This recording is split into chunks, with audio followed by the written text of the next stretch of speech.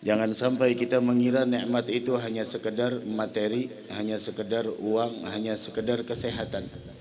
Akan tetapi ketika lisan kita diizinkan oleh Allah di dalam menyebut namanya, di dalam bersalawat kepada kekasihnya Nabi besar Muhammad sallallahu alaihi wa ala alihi wasallam, itu pun juga adalah merupakan nikmat terbesar dari Allah Subhanahu wa taala. Karena ketahuilah nikmat sehat juga dinikmati oleh orang-orang yang tidak beriman kepada Allah. Nikmat uang juga dimiliki oleh orang-orang yang tidak beriman kepada Allah Subhanahu wa taala.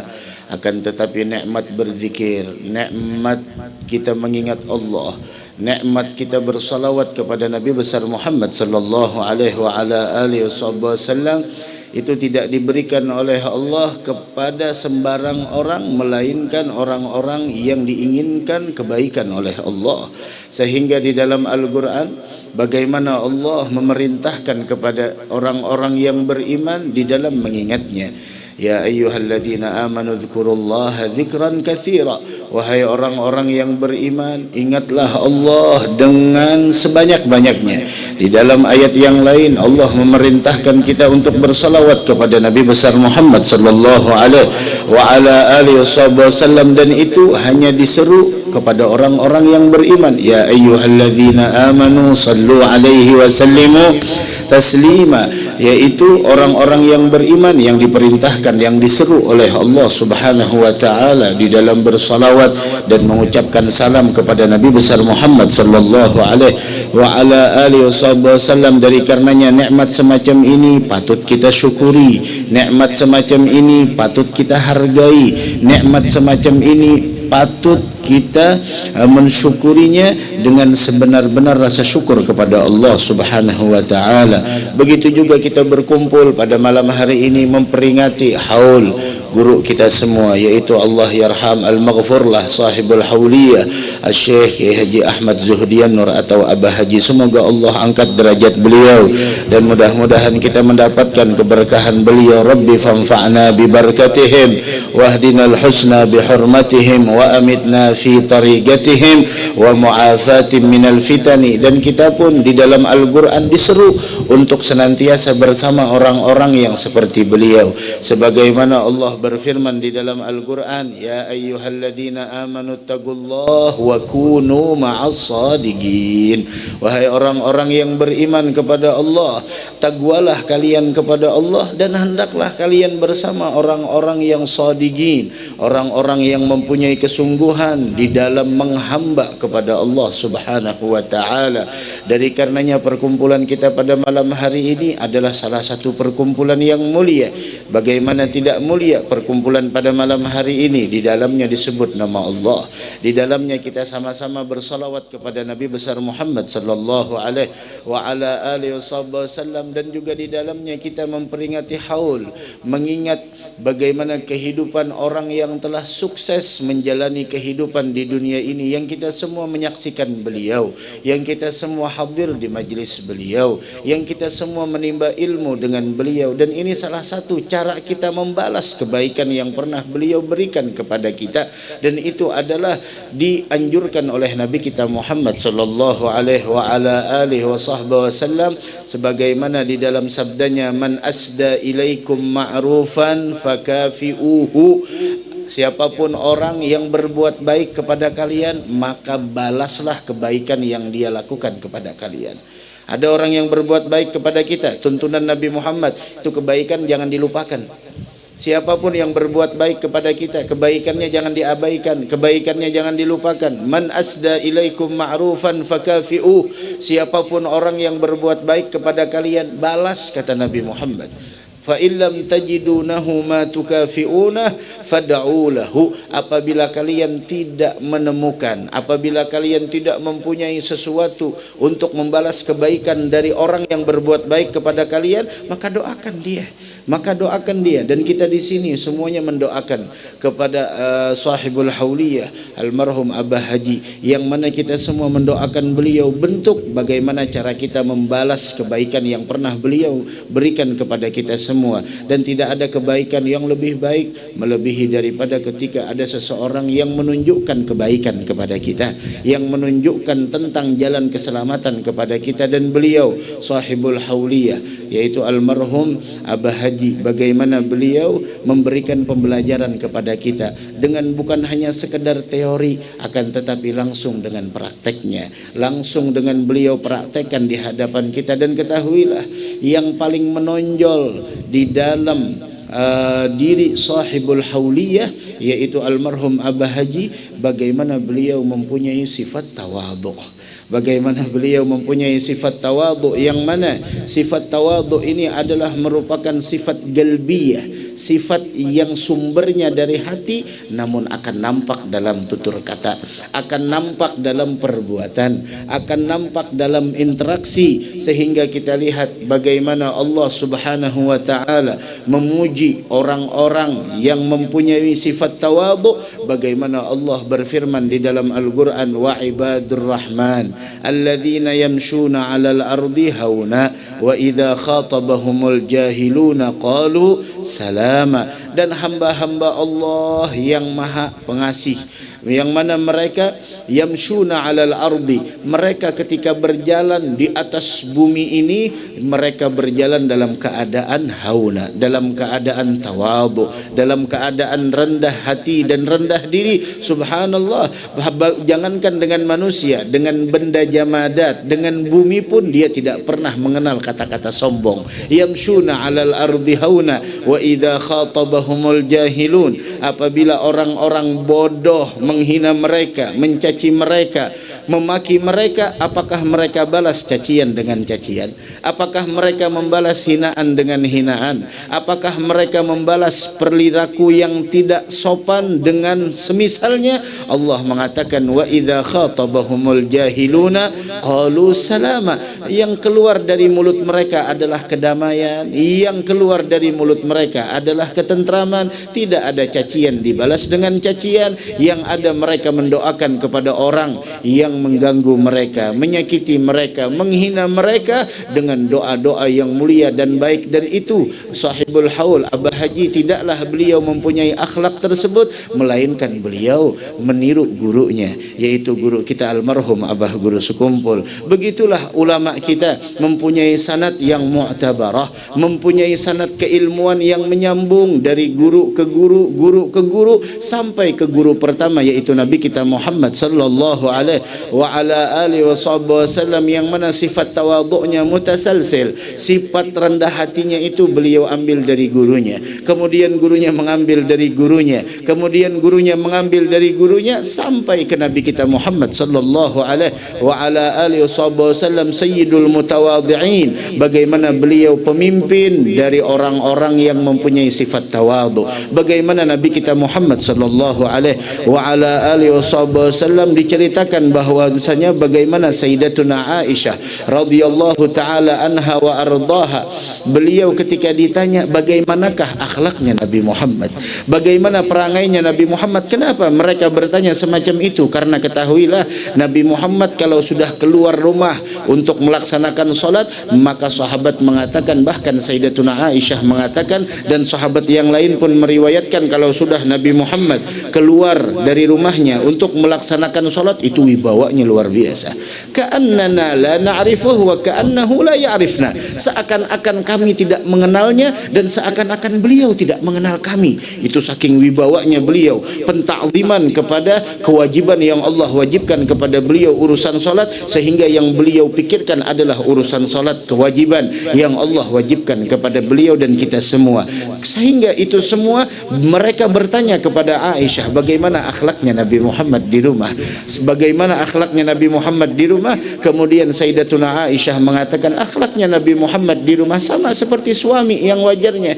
Beliau mengerjakan dengan sendirinya, kadang-kadang menjahit baju sendirinya, kadang-kadang beliau memungut sampah dengan tangan mulia beliau sallallahu wasallam wa baraka alaih wa ala alihi. Sifat tawadhu semacam itu. Orang yang mencaci beliau tidak dibalas dengan cacian, orang yang menghina beliau tidak dibalas dengan hinaan. Begitu sifat yang semacam itu turun temurun dari beliau sampai sahabat, sampai tabi'in, sampai tabi'ut tabi'in, sampai kepada guru-guru kita di akhir zaman, yang mana mereka mempunyai sifat tawadhu yang sangat luar biasa, yang menunjukkan kedalaman ilmu mereka. Karena dikatakan bahwasanya ar-rasikhuna fil ilmi, orang-orang yang dalam ilmunya adalah man wujida fi ilmihi arba'atu asya. Orang yang dalam ilmunya, artinya ilmunya yang dalam, yang matang, itu ada cirinya. Apa itu cirinya? Orang yang didapati di dalam dirinya tersebut, di dalam ilmunya itu ada 4 perkara. Apabila 4 perkara ini ada di dalam ilmu seorang ulama, itu menunjukkan dalamnya ilmu beliau, itu menunjukkan hebatnya ilmu beliau, itu menunjukkan luasnya ilmu pengetahuan beliau, ilmu pengetahuan beliau. Yang pertama, at-taqwa bainahu wa bainallah. Yang pertama adalah apabila didapati di dalam diri seseorang taqwa antara dia kepada Allah, rasa takut antara dia dengan Allah Subhanahu wa taala. Karena ketahuilah, yaitu bahwasanya ulama itu identiknya adalah dengan rasa takut, sebagaimana Allah berfirman di dalam Al-Qur'an, innama yakhsyallaha min ibadihil ulama'u. Hanya saja hamba-hambanya yang takut kepada Allah, mereka hanyalah orang-orang yang punya ilmu pengetahuan agama. Setiap orang yang punya ilmu pengetahuan agama namun tidak pernah merasa di dalam dirinya takut kepada Allah Subhanahu wa taala, sungguh ilmunya dipertanyakan, sungguh ilmunya tersebut menunjukkan masih belum mencapai kedalaman yang maksimal dan batas yang telah ditentukan. Itu yang pertama, taqwa bainahu wa bainallah. Kemudian yang kedua, at-tawadhu bainahu wa baina khalqih, yang menunjukkan dalamnya ilmu seseorang, yang menunjukkan luasnya ilmu pengetahuan seseorang, yaitu mempunyai sifat tawadhu antara dia dengan hamba Allah Subhanahu wa taala.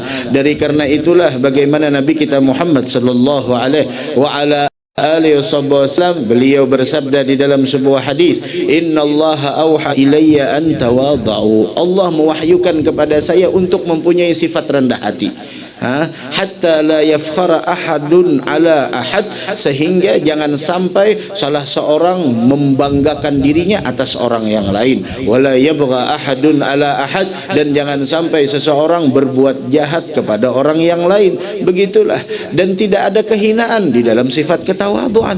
War Rasul mengatakan, ma wa ma tawadha'a ahadun lillahi illa rafa'ahu Allah, dan tidaklah seseorang mempunyai sifat tawadhu karena Allah melainkan derajatnya diangkat oleh Allah. Lihat haul keempat kemarin, kita melihat bagaimana lautan manusia yang menghadiri daripada haul beliau. Tidak ada yang mereka harapkan melainkan adalah keberkahan daripada sahibul hauliyah. Begitulah kemuliaan seseorang itu ada dalam sifat tawadhu'nya. Kemuliaan seseorang itu ada dalam sifat tawadhu'nya, sebagaimana yang dikatakan oleh Sayyidina Ali ibn Abi Talib karramallahu wajhah wa radhiyallahu ta'ala anhu wa arda, sumul mar'i fit tawadhu. Kemuliaan seseorang itu terletak di dalam sifat tawadhu'nya. Semakin tawadhu seseorang, semakin mulia di sisi Allah. Semakin rendah hati seseorang, semakin mulia di sisi Allah subhanahu wa ta'ala. Sehingga dikatakan bahwasanya Sayyidatuna Aisyah radhiyallahu ta'ala anha wa ardaha, beliau mengatakan di dalam perkataannya, innakum lataghfuluna an afdhalil ibadat, kalian banyak melalaikan ibadah yang paling istimewa di sisi Allah. Apa itu ibadah yang paling mulia di sisi Allah? Yaitu adalah at-tawadhu, yaitu sifat tawadhu, rendah hati, tidak pernah merasa dirinya lebih hebat dari orang lain, tidak pernah menganggap orang lain lebih rendah darinya. Karena ketahuilah, kacamata yang semacam itu, kacamata yang memandang dirinya lebih hebat dari orang lain, kacamata yang menganggap orang lain lebih hina dari dirinya, itu adalah kacamata syaitan, itu adalah kacamata iblis laknatullah la'natullahi ta'ala alaih. Itu adalah kacamata orang-orang yang hina di mata Allah subhanahu wa ta'ala. Bagaimana iblis ketika diperintahkan sujud kepada Nabi Adam, diperintahkan tunduk kepada Nabi Adam alaihi salatu wassalam, iblis mengatakan ana khairun minhu, saya yang lebih baik darinya. Kata-kata saya lebih baik, saya lebih mulia, saya lebih hebat, itu adalah kacamata syaitan, itu adalah kacamata iblis, itu adalah kacamata orang yang hina di mata Allah subhanahu wa ta'ala. Khalaqtani min nar wa khalaqtahu min tin. Kau ciptakan aku dari api, sedangkan engkau ciptakan Adam dari tanah. Status tidak akan pernah membuat seseorang mulia di sisi Allah, akan tetapi sifat tawadhu. Man tawadha'a lillah rafa'ahu Allah. Siapa orang yang tawadhu karena Allah, maka Allah akan mengangkat derajatnya di sisinya. Dari karenanya masya Allah, alhamdulillah kita di Banjarmasin punya sosok yang mulia seperti almarhum Abah Haji, yang mana keberkahan bukan hanya ketika kita menghadiri haul beliau, keberkahan bukan hanya kita ketika menghadiri daripada acara haul beliau, namun keberkahan yang melebihi daripada itu bagaimana kita meniru akhlak beliau, bagaimana kita mempraktekkan apa yang dulu disampaikan oleh beliau kepada kita semua, baik di dalam pengajiannya, baik di dalam wasiat beliau secara internal atau secara privasi dan lain sebagainya. Itu yang akan menuntun kita semua menuju ke jalan yang diridhai oleh Allah subhanahu wa ta'ala. Itu yang kedua, yaitu adalah mempunyai sifat tawadhu antara dia dengan hamba Allah subhanahu wa ta'ala. Dan dikatakan bahwasanya at-tawadhu, sifat tawadhu itu adalah yajlibu mahabbatal ikhwan. Orang yang punya sifat tawadhu itu akan menarik rasa cinta dari orang lain kepadanya. Dan itu kita buktikan, masya Allah, beliau semasa hidupnya bagaimana di sana mempunyai sifat tawadhu. Siapapun yang datang kepada beliau diterima dengan hangat. Tidak ada orang yang berjumpa dengan beliau melainkan punya cerita tersendiri, punya kesan indah dengan beliau, punya kenangan yang begitu luar biasa. Beginilah harusnya kita sebagai orang yang beriman. Kita harus paham bahwasanya hidup kita tidak akan pernah lama di dunia ini. Kita yang akan menyambut bulan suci Ramadan. Iya, bentar lagi bulan Ramadan akan datang. Naam, bulan Ramadan akan datang. Namun pertanyaannya, apakah umur kita sampai dengan bulan suci Ramadan? Apakah umur kita diberikan oleh Allah subhanahu wa ta'ala sampai berjumpa dengan bulan suci Ramadan? Tidak ada yang menjamin. Yang sakit belum tentu umurnya pendek, yang sehat belum menjamin umurnya panjang. Begitulah. Dari karenanya ini kita belajar dari kemarin haul yang sangat luar biasa, bahwasanya bagaimana kita teringat perkataan sebuah syair, waladat ummuka ya ibna adam bakiya. Engkau ketika dilahirkan wahai manusia dalam keadaan menangis. Kita semua dilahirkan tidak ada yang ketawa. Tidak ada kita dilahirkan dalam keadaan yang tertawa, senyum, tidak ada. Kita semua lahir dalam keadaan menangis. Waladatka ummuka ya ibna adam bakiya wan nasu haulaka yadhakuna surura. Sedangkan manusia yang ada di sekelilingmu mereka tertawa gembira atas kelahiranmu, sedangkan kita menangis. Nah, maka kata ulama mengatakan fa'mal bi khairil, maka lakukanlah yang terbaik. Hendaklah engkau selama hidup bersungguh-sungguh untuk melakukan kebaikan, untuk menciptakan kenangan indah di dalam hati orang lain, sehingga apa? Kaitakuna idza bakau fi yaum mautik dahikan masrura, agar nantinya ketika mereka menangisi kepergianmu, maka engkau pada saat itu tersenyum bahagia. Kenapa? Karena balasanmu adalah surga dari Allah subhanahu wa ta'ala. Dari karenanya kita menghadiri acara haul semacam ini atau malam Jumat yang kemarin diadakan bukan hanya sekedar kita kumpul, baca maulid, zikir. Kita ingin yang lebih lagi dari itu. Apa yang lebih lagi dari itu? Kita tiru akhlak beliau. Nah, kita amalkan apa yang dulunya beliau sampaikan. Bagaimana kesetiaan beliau dengan guru, itu luar biasa. Kesetiaan beliau dengan gurunya, yaitu almarhum Abah Guru Sekumpul. Disinilah at-ta'alluq bi ahli sir yabdu lakasir. Engkau punya hubungan dengan orang yang mulia, kemuliaan pun akan nampak di dalam dirimu. Tapi ketika engkau berpisah dengan orang yang mulia, apa yang kita dapat? Apa yang kita dapat? Tidak ada yang kita dapat. Tapi ketika kita punya hubungan dengan mereka, dan hubungan tersebut tidak diukur dengan jasad. Kalau hubungan diukur dengan jasad, semuanya bakal berpisah. Akan tetapi hubungan yang sesungguhnya al-galbiyah, urusan hati. Meskipun beliau 4 tahun telah meninggalkan kita, namun hati kita bagaimana dengan beliau? Bagaimana dengan beliau? Hati kita, apakah hati kita masih terikat dengan beliau? Apakah kita di sana menyimpang dari ajaran yang dulunya diajarkan oleh beliau? Wal iyadzu billah subhanahu wa ta'ala. Itulah orang yang mempunyai sifat tawadhu, diangkat derajatnya di sisi Allah subhanahu wa ta'ala. Itu yang kedua. Kemudian yang ketiga, yaitu adalah yang menunjukkan dalamnya ilmu seseorang, di samping taqwa kepada Allah, sifat tawadhu kepada hamba Allah. Kemudian yang kedua adalah sifat zuhud terhadap dunia, tidak memprioritaskan dunia. Yang mereka prioritaskan adalah akhirah. Walal akhiratu khairul laka minal ula. Akhirat jauh lebih baik daripada dunia. Itulah yang sering beliau sampaikan di pengajian. Walal akhiratu khairul laka minal ula, walal akhiratu khairu wa abqa. Itulah terus yang beliau sampaikan untuk mengajak kita, jangan sampai kita yaitu lebih mencintai dunia daripada akhirat. Jangan sampai kita lebih mendahulukan dunia daripada akhirat. Karena walau bagaimanapun, secinta apapun kita dengan dunia, pada akhirnya kita bakal berpisah dengan dunia. Maka beliau pernah mengatakan, sebesar apa kecintaanmu terhadap dunia, maka sekedar itulah sakit hati yang kau rasakan ketika engkau berpisah dengannya.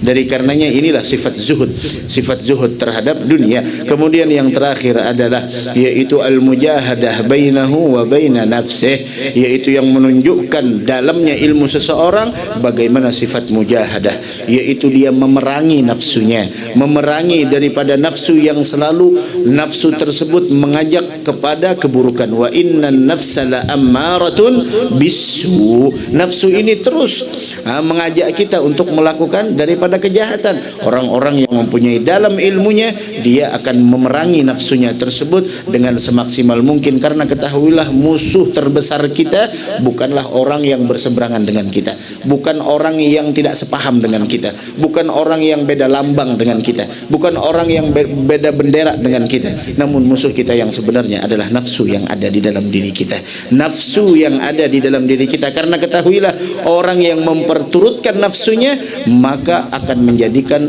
orang tersebut tidak mau menerima kebenaran dari orang lain. Mudah-mudahan ada manfaatnya insyaallah, mudah-mudahan ada barokahnya insyaallah. Mudah-mudahan perkumpulan kita pada malam hari ini dipandang oleh Allah, dipandang oleh Nabi kita Muhammad sallallahu alaihi wa ala alihi wasallam, dan mudah-mudahan perkumpulan kita pada malam hari ini menjadikan penyebab dosa kita diampuni Allah, hajat kita dikabulkan oleh Allah, dan mudah-mudahan kita dipanjangkan umur sehingga berjumpa dengan bulan suci Ramadan. Dan malam pertama bulan Ramadan adalah Lailatul Nadhrah, malam pandangan cinta dan kasih sayang dari Allah. Maka siapa orang yang dipandang malam tersebut, maka tidak akan pernah disiksa selama-lamanya oleh Allah Subhanahu wa taala. Jadikanlah hati kita hati yang layak mendapatkan pandangan dari Allah. Apakah ada hati yang tidak layak mendapatkan pandangan Allah? Ya ada. Hati apa? Hati yang di dalam hati yang di dalamnya terdapat kebencian sesama muslim, ada tidak mendapatkan rahmat Allah. Pemutus tali silaturahim tidak mendapatkan pandangan dari Allah. Hati yang hasud tidak mendapatkan pandangan dari Allah. Al-baghdha, kebencian kepada sesama muslim. Mudminul khamr, orang yang mabuk-mabukkan, orang yang penzina, durhaka kepada orang tua, mereka adalah orang yang tidak mendapatkan pandangan di malam mulia tersebut. Dari karenanya bulan Rajab diberikan oleh Allah kepada kita untuk menyambut daripada malam nisfu Sya'ban. Malam nisfu Sya'ban kemarin diberikan oleh Allah kepada kita, diperingatkan ni orang-orang yang tidak dapat ampunan untuk menyambut daripada bulan suci Ramadan. Dari karena itu mudah-mudahan kita termasuk orang yang layak di dalam menerima pandangan rahmat dari Allah Subhanahu wa taala. Amin amin amin ya rabbal alamin. Dan mudah-mudahan tidaklah kita bubar dari ini majlis, melainkan kita semua digolongkan orang-orang yang mencintai orang yang dicintai oleh Allah Subhanahu wa ta'ala, sehingga kita besok dikumpulkan bersama mereka di dalam surga bersama Nabi besar Muhammad sallallahu alaihi wa alihi wasallam. Amin amin ya rabbal alamin.